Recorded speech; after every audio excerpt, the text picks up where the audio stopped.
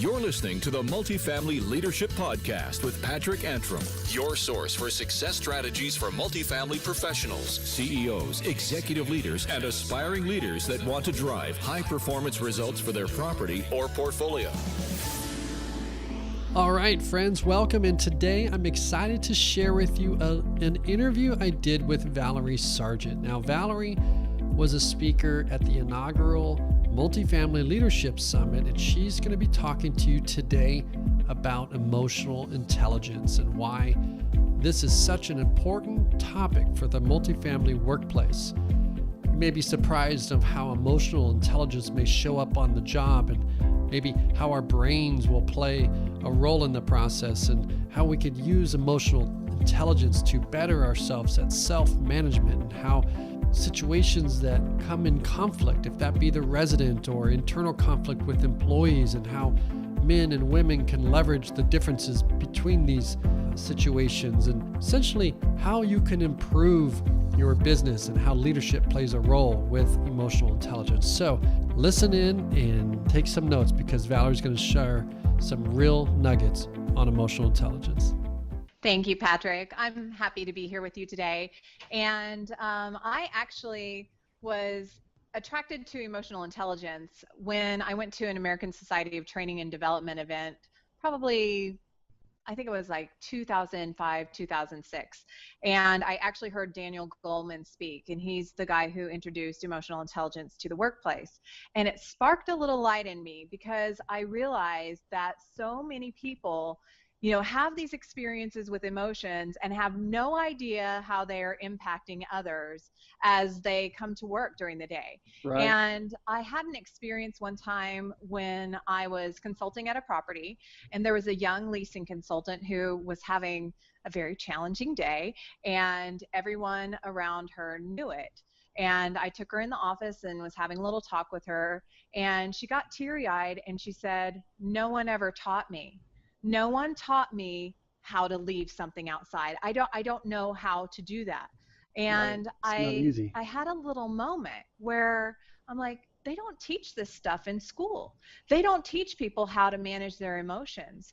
And it really, kind of sparked an interest in emotional intelligence for me, as I remembered when I was that young leasing consultant. When somebody comes in and yells at you because you are evicting them. And that suddenly they're calling you the B word, and you're like, but I'm not. Right. I'm really not. What do I do to you? Right. So it really, it made me appreciate how much this isn't something that's taught in schools. It's starting to be, I think, in some areas where they start to put an importance on it. But we have a lot of dysfunctional adults out there working together, and, you put two people in a room together, there's automatically dysfunction. A lot of different emotions come into play every single day, and it impacts everybody's job performance.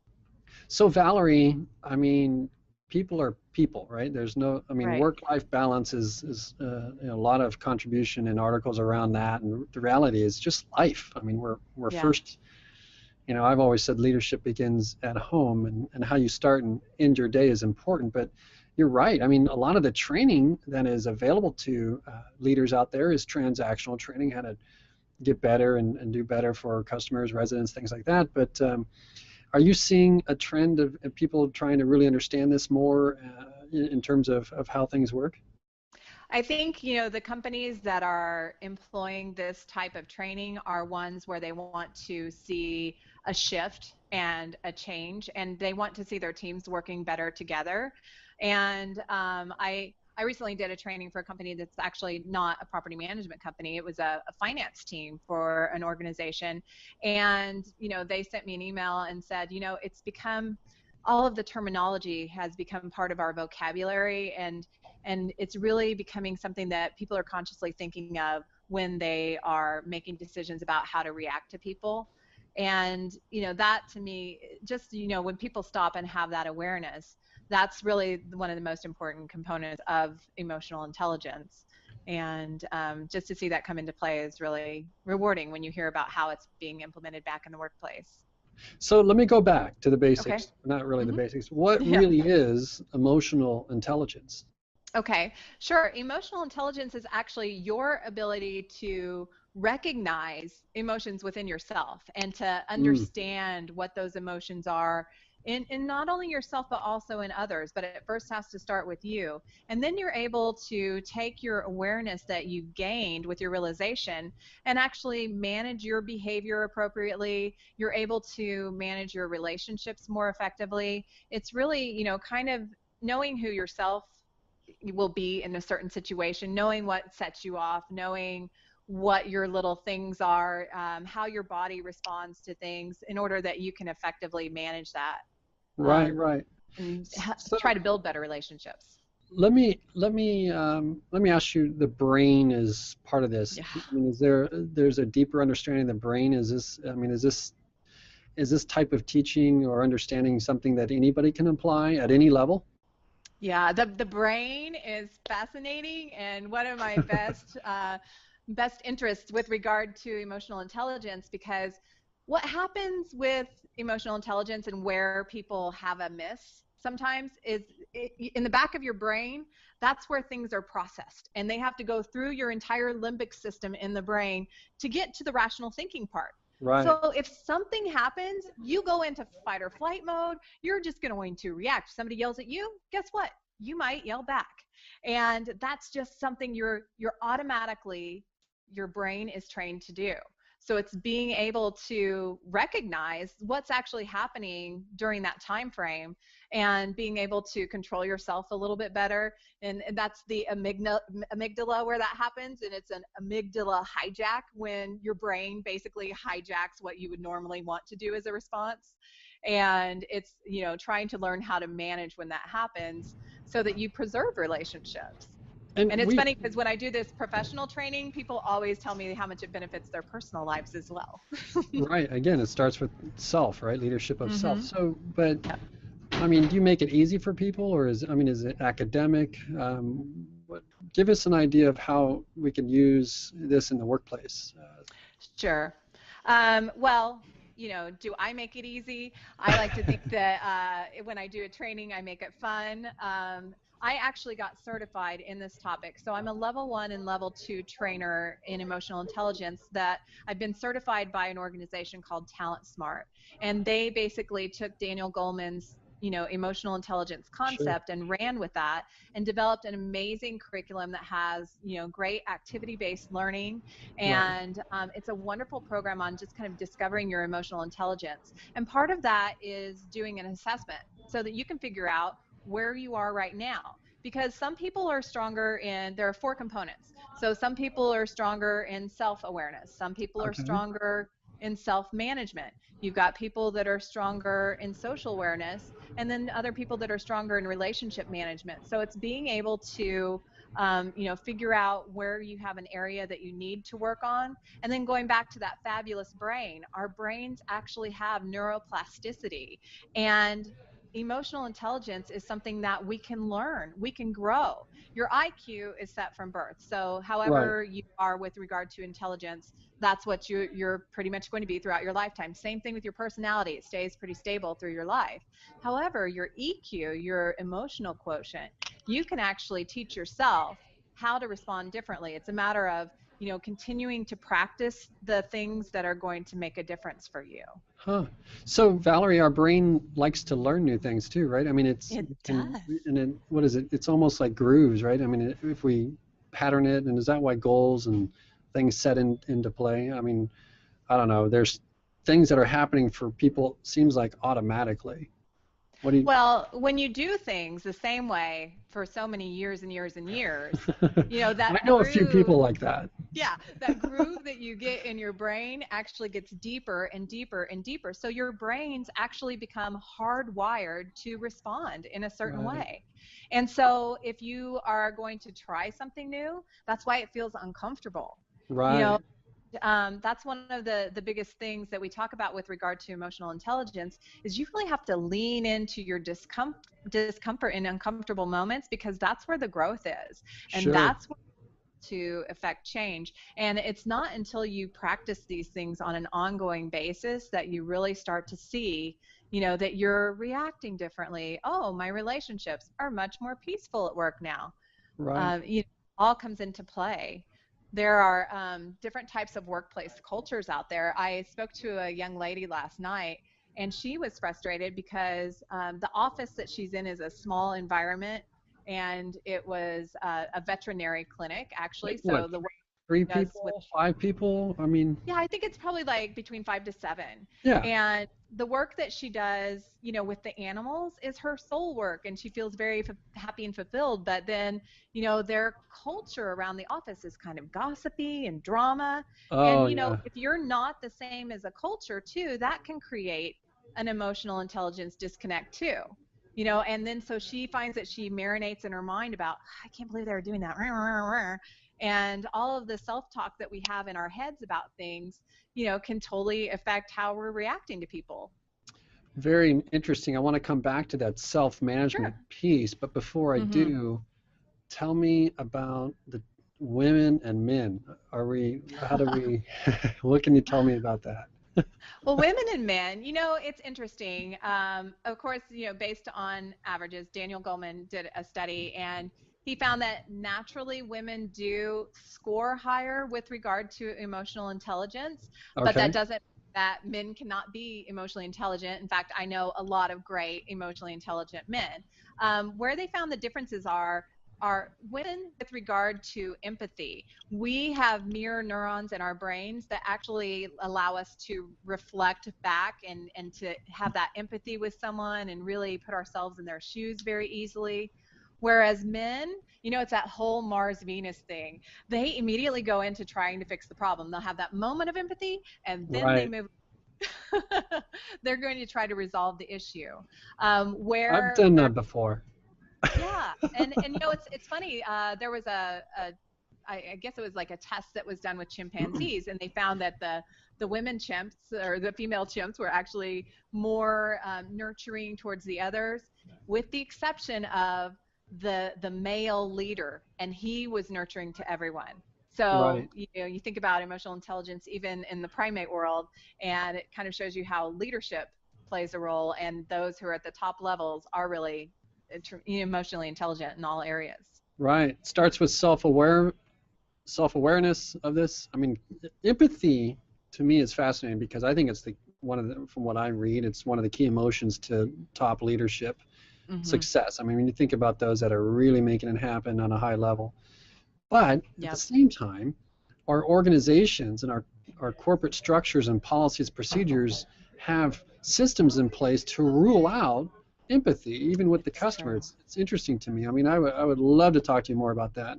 Yeah. Probably maybe one-on-one, but how can people get better at self-management? Is there anything that you can give people now as takeaways? Yeah, a lot of what I do with the coaching with people, so I'll do executive coaching, and Okay. I have the ability to do a 360 assessment. So sometimes if we do the assessment where you're just assessing yourself, you kind of figure out where you think you are, but it also helps to know where other people think you are as well, Okay. to find out, what they think your levels of emotional intelligence are, and maybe where you can use some work. That's kind of the more painful process if you really are willing to go that deep. And I say painful just because sometimes people feel very vulnerable in those situations when they expose themselves to others trying to learn how to get better. But really, with regard to self-management, there are a lot of different tools and techniques. In one of my keynote speaking engagements, I actually am trademarking the phrase "it's in the pause," because really all Ooh, I love it. intelligence happens for me. I believe it always happens in the pause. When we take that moment and we pause before we react, But we're and we so really uncomfortable think with that. about, Why? I I mean, aren't we? know. Well, I think because we're hardwired to react. We just instantly want to jump in with something instead of just sitting with it for a moment. And Right. and then but the challenge is too, sometimes when you're pausing, then if you're not reacting immediately, then the other person's emotions are going haywire, and like, why aren't you like automatically, Yeah, why what's you're not wrong with what I say? yeah. So Isn't it the good really realizing. salespeople like figure that pause part out? I mean, they are, you know, good with just waiting and waiting, and then people actually buy stuff because they figure that pause out? Does that have anything to do I with think it in it sales? comes into play. I think the best of salespeople are emotionally intelligent, and they're able to realize who their audience is, who they're dealing with, who their customer is, and plan accordingly and have conversations accordingly. Sure. Something else that people don't keep in mind. Really, we're our own worst enemy because we have self-talk, and a lot of times what we say Oh to yeah. ourselves in here is really what is spinning us out of control. So Valerie, let me ask you though, the yeah. self-talk is also based on these brain patterns of fears Yep. and limitations too, and it's not always true, right? Right. And it may be something that, let's say a parent told us when we were 7 that we started to believe about ourselves. And then we carry forth that belief throughout the years, so that then when somebody does something and they trigger that, and then it sets off those same brain patterns. So a lot of times there are trigger events, there are things that will automatically cause us to go into our typical reactionary mindset. Sure. And that's where that self-awareness comes in, and then you just have to learn how to manage it. So managing that self-talk is something that can really help. I was just reading an article today by one of the authors of Emotional Intelligence 2.0. They're the group that actually certified me, Talent Smart. And Travis Bradbury had said, meditation is really good because it helps you quiet the mind. Right. And also making sure you eat. Low blood sugar can set you off. I know that that's one of the few times I'm a pretty happy person most of the time. You've seen me through some technical difficulties, Patrick. Did I ever yell at my computer or No, get you were crazy or great. start throwing anything? So, but when I get hungry, when my blood sugar's a little low, that's the time that I get a little cranky. Right. And also exercising relieves stress within the body. Exercise was created for a reason for us because it helps us keep things going in our body. Making sure that we're getting enough sleep is important too. Right. Daniel Amen, he's with the Amen clinics here in Newport Beach. He actually scans brains and studies brains for a living. I'm familiar. I'm on the Daniel plan, by the way. Amazing. Oh, are you really? I Oh am. my God. His wife, Tana Amen, wrote a wonderful book with some great recipes. I don't know if you're... I have it. Okay, it's perfect. It's the only thing we eat from. Oh, really? At That's home. wonderful. Absolutely. Yeah. Yeah. Although every night's seems like a gourmet dinner, because I know. But anyway, it's a. I got to go actually to an event at the Amen clinics, and they had all this great food for us. So one of the things that he talks about though is the fact that you really do need at least 6 hours of sleep at night, because I know people, especially leaders, who say, oh, I can get by on 4 to 5 hours. If you're doing less than 6 hours of sleep a night, your brain is not getting enough blood to optimally function. So therefore, happening, if your brain's not functioning correctly, you are not going to be reacting to people correctly. You won't realize, kind of what's going on. Your self-awareness will be lower. So it all plays in. Also learning to forgive. Some people hold on to grudges, and so they have somebody that sets them off whatever reason, and then they're going to continue to think that person's going to do something, and so they'll always be eating. Those are all things that come into play as well. Valerie, I mean, it's really fascinating, because if you were to describe a celebrity that is a top performer, or an athlete, top performing athlete, I mean, they have people around them that recognize the intensity of their work, and they take care, making sure the right diet's in place, the right relaxation time, massage, whatever it is to take care of self so you can take care of others, and reach more people, whatever it might be. I mean, as you're describing these things, if we really want this achievement or this success, both not only for ourselves but for our company, we've got to shift and be aware. Where else do you get education on this stuff? I mean, there's like you said, it's not taught in school. We don't really learn. We learn maybe by our friends, or our friends are going to Starbucks every morning, and they're not working out, or they're partying, or whatever it might be. If you don't have the influence in your life, you're not going to have these types of tools. But you're seeing people really make some dramatic changes. What types of things are you seeing companies experience when they can get these things aligned? Well, it's I mean, is it incremental, or is it like this huge impact? Well, it has to depend on the company. A lot of times it has to also happen, as many things do, with endorsement from leadership. Like it has to be something that the leader of a department You or have to of a company subscribe. has to believe in it in order to help reinforce that change when it happens. You know, it's one of the reasons why I wanted to get certified in this topic, because I wanted to help organizations be able to bring that change and to have happier teams at work, teams that felt more productive and like they worked together better. Because you know, it's interesting to do this. Sometimes there'll be a culture like where it's okay to cry, or where it's not okay to cry, you know. And if you're in the opposite part of that, that can create conflict. You know, conflict just Right. comes up, and people don't know how to deal with that.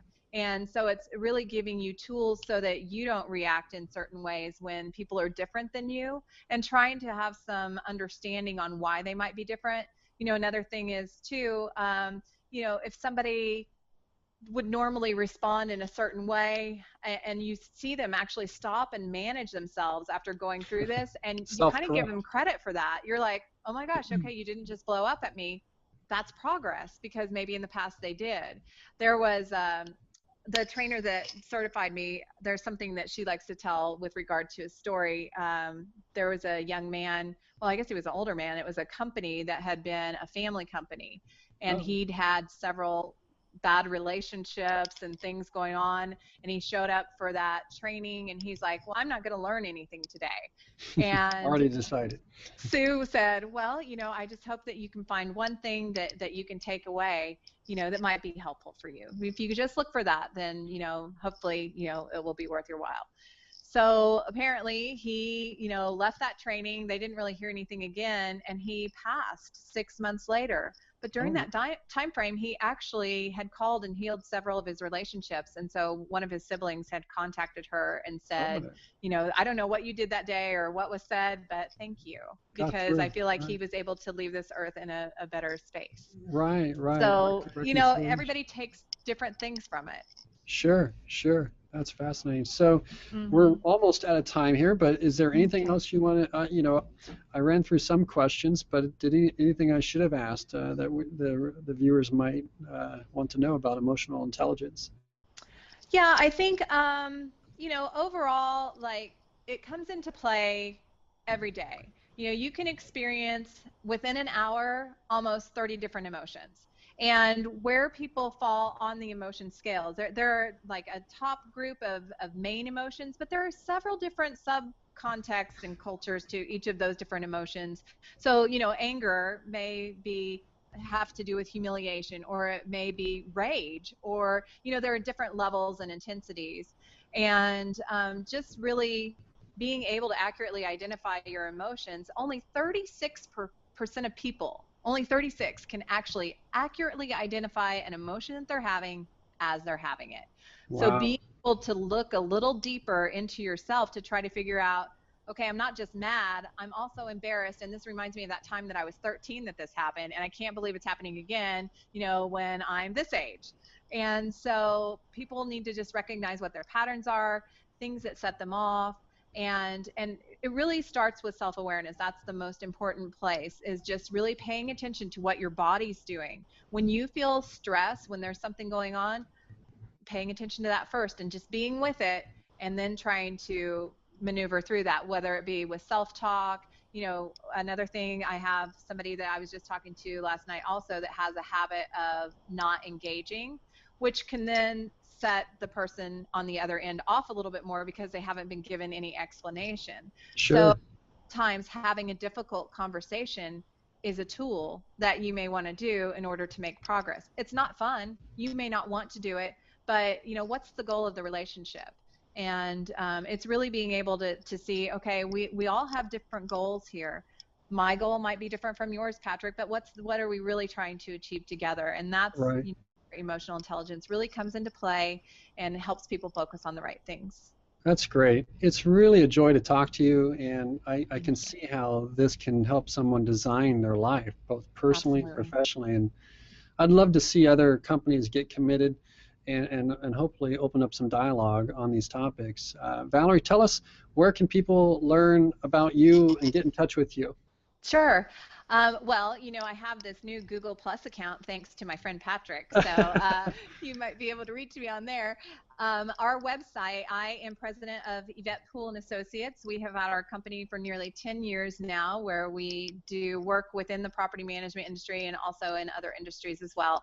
And our website is ypooleandassoc.com. So YPOOLEANDASSOC.com. And we're actually getting ready to relaunch that website very soon. So it'll have a new look and feel. Very exciting.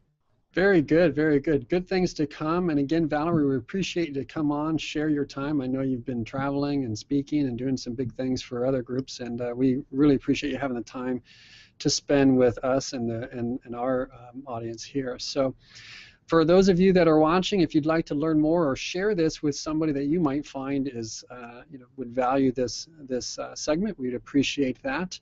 I would look also for your comments below on what we can do to not only improve what we're doing, but just make the industry better. We're looking for your feedback as well. So with that, until next time, we appreciate your time, and we'll see you in the next show. Thank you.